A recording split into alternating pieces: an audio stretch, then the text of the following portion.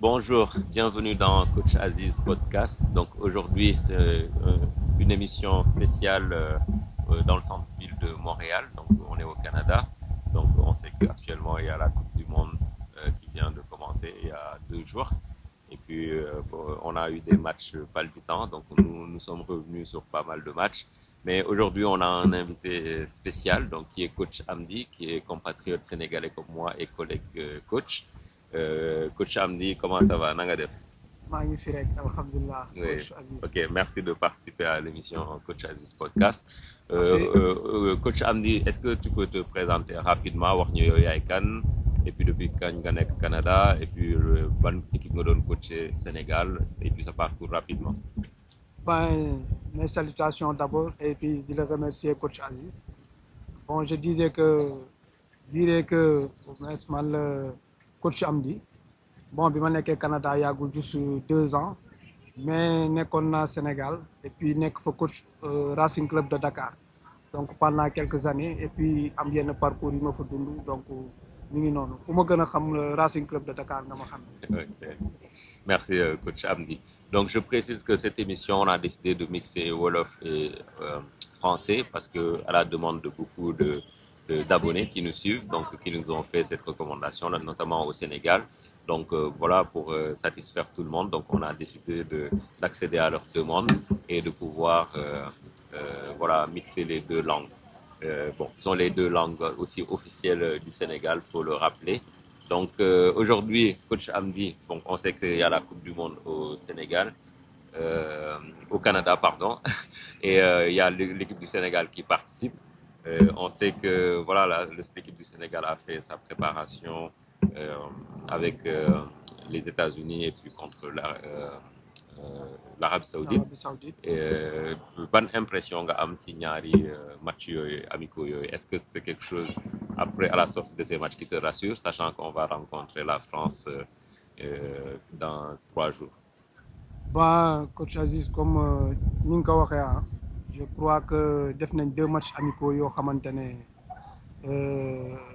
man en tant que technicien ni ma koy gisee mooy baax na peut-être que comme li ñëpp di gis rek Pape Thiaw il n'essaie pas de dévoiler son 11 de départ am na yenn yu muy caché comme technicien comme la préparation parce que tamit am na loo xam ne doo ko dévoiler ci liggéey parce que on rencontre la grande France bi nga xamante ne ils ont une très grande attaque et puis nekk équipe boo xamante ne ça va te faire valoir donc quand même def nañ 2 matchs yoo xamante ne match yu correct la mais quand même am na lu des lu bëri comme ni ko ñëpp gisee waaye quand même mais moi je me dis que coach moo ko bëggee noonu et puis ñun lii xaw nañu jig tuuti ci compétition yi ñu jëm donc voilà mais ñu ngi jëm ci match bu crucial contre la France d'ici 3 jours incha allah. Oui. Match boobu moom sénégalais yëpp xam nañ ni bon narul yomb mais mënuñu wax match boobu te wax ñu lan moo xewoon 2002 donc entre les deux pays donc mais à l'époque contexte bi c'était différent France ñu ngi doon génn nekkoon champion du monde champion d'Europe ñëw war a dajeek Sénégal bi nga xam ne c'était sa première participation donc tey jii yow selon yow différence contexte bi est-ce que ça joue en faveur du Sénégal ou ça joue en faveur de la France? Bon comme ni nga ko waxee ñaari contexte yi coach bokkul Sénégal bi ñu joué en 2002 ils avaient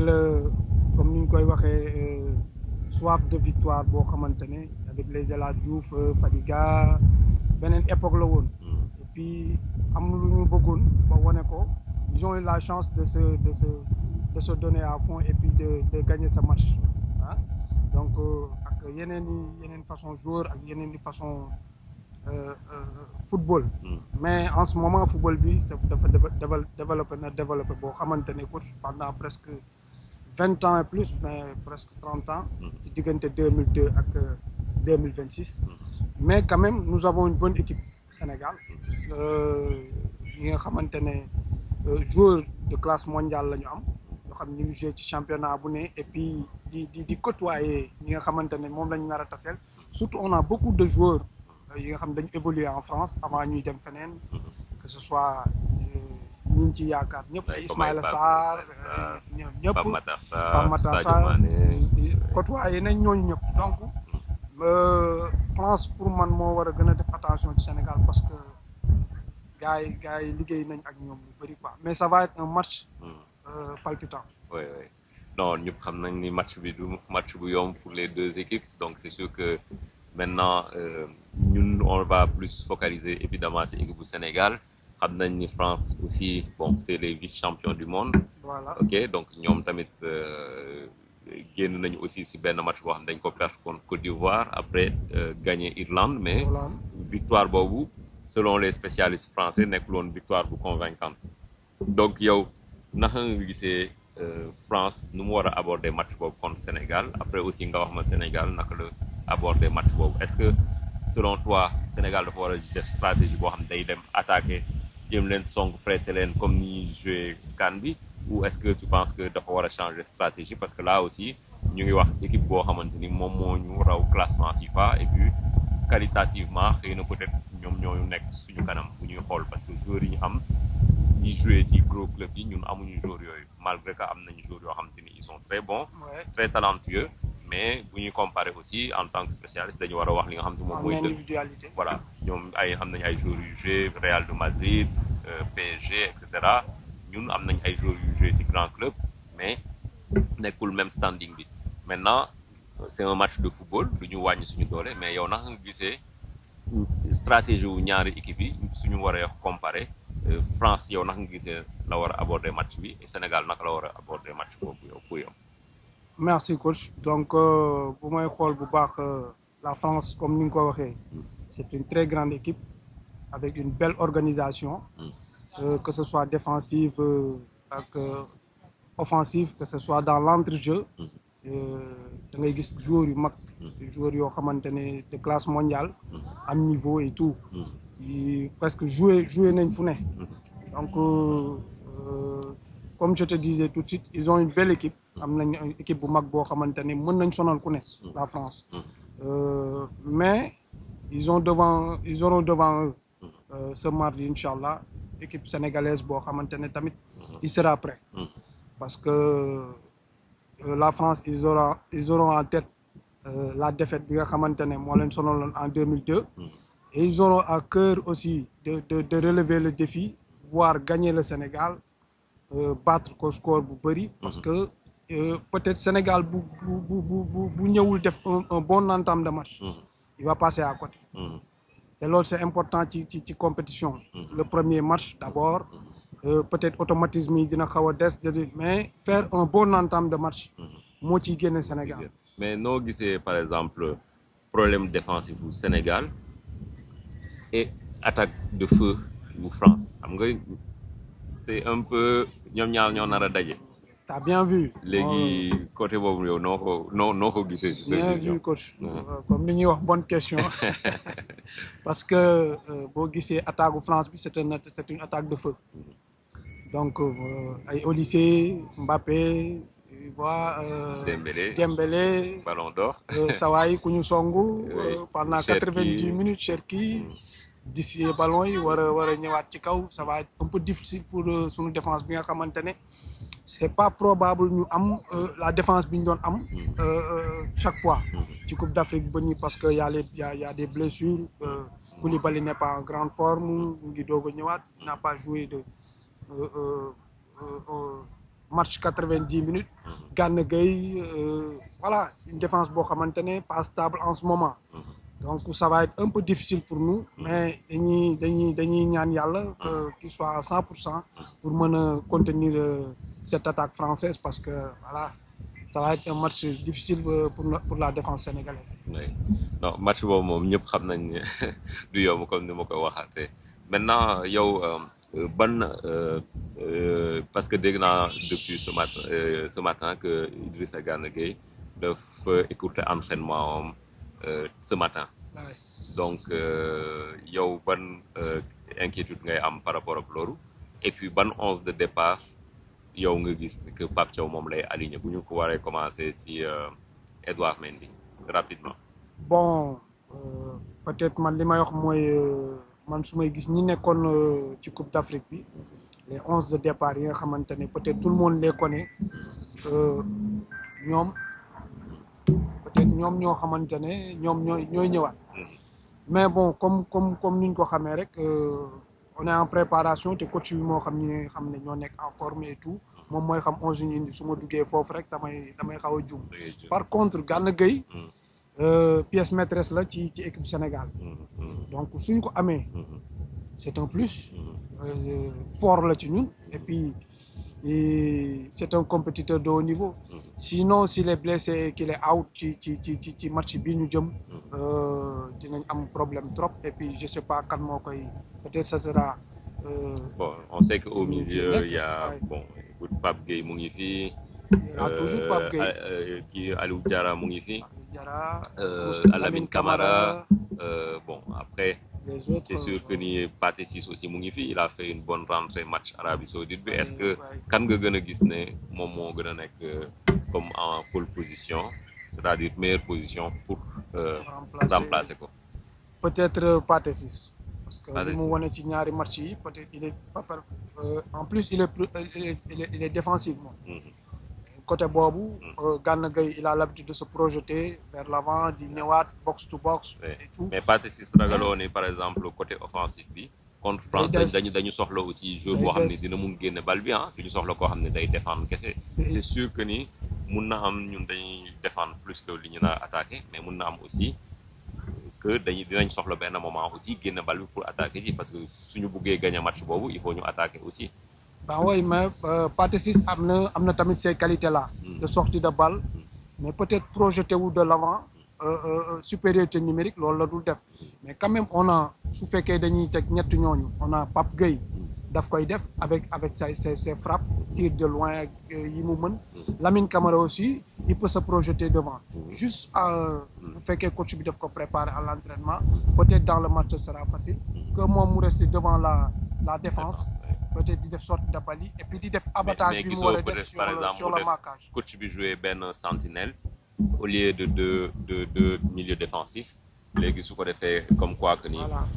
comme par exemple foofu dinañ soxla rôle Pathé Ciss parce que mën nañ ñëw di intercaler aussi ñaari centraux yi parce que par moment bu ñuy défendre peut-être mën nañ gonfler défendre à 5 si ginnaaw gisoo par exemple loolu mu nekk option. Mais li nga gis rek loolu laa gis loolu option la sur la phase défensive sortie de balle Pathé Ciss reste devant la défense. Et su boobaa si lay gën a neex remplacer parce que di nga am Pape Gueye mais mun nga dugal Aliou Diarra mun nga dugal Lamine Camara ci moment bi comme mun nga dugal aussi Pape Matar Sarr parce que je sais que ñu bëri dañ ko xaw a enterré depuis Coupe d'Afrique bi il a pas fait une bonne CAN on le sait après il a perdu un peu sa place Tottenham mais gis nañ ne tamit que ni balaa ñuy dem Coupe du Monde pardon il était en feu. Juste avant Coupe d'Afrique bi moom dugal na sax match bi ñuy joué match bi gën a metti Stade des Martyrs moom moo dugaloon yaakaar naa le but de la qualification ou est-ce que le troisième but moom moo ko dugal donc tu vois donc voilà je pense que match contre Soudan aussi il a fait son match à Dakar aussi dugal na bon en tout cas jour bu amoon importance de ci dispositif bi mais du jour au lendemain mu xaw a disparaître noonu naka nga gisee loolu. Ben peut-être que joueur moom day nekk ci forme et ci méforme donc peut-être le coach l'a vu ainsi mais su ko indi ci groupe bi c'est parce que il a besoin de tout le monde et puis dañ koy soxla donc Pape Matar Sarr c'est un joueur de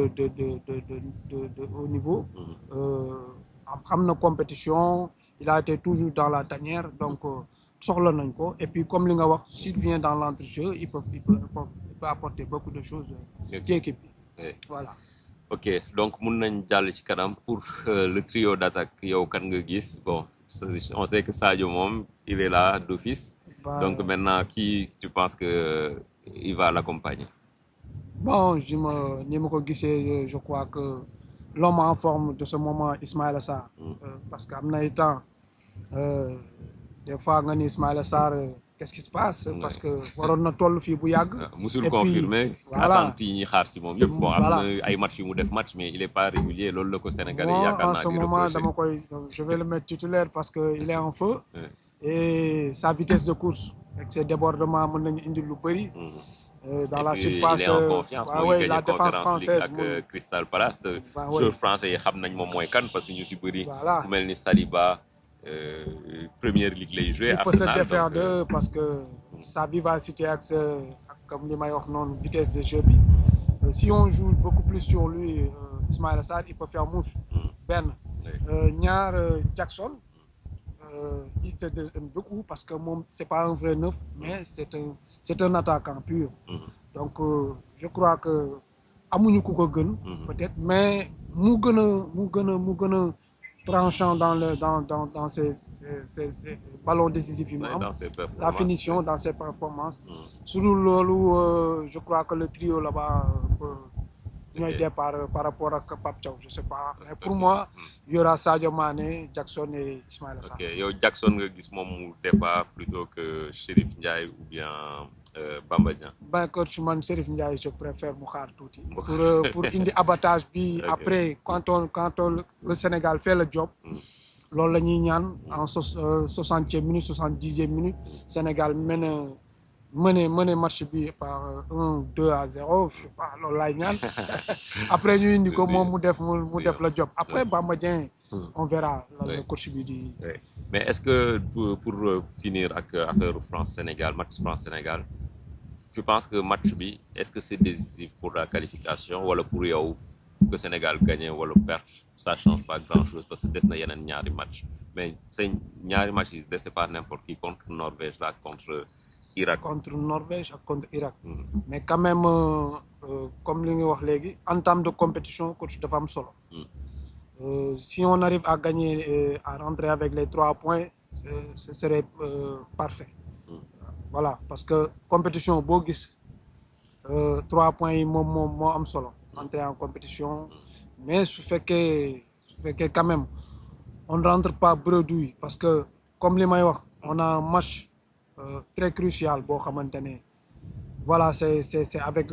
contre la France si on arrive à prendre les 1 point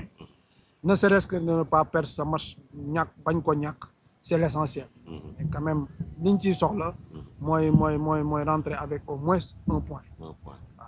Oui. loolu dina tax démarrage wu compétition bi am solo. léegi ne pas perdre ce match. Un petit mot sur match pays organisateurs yi rapidement Mexique noo gisee seen match après ñu wax match Canada pour démb bi et puis États-Unis aussi donc rapidement. Bah ouais pour parler un peu rapidement Mexique def nañ entrée bu baax. boo gisee seen match contre Afrique du Sud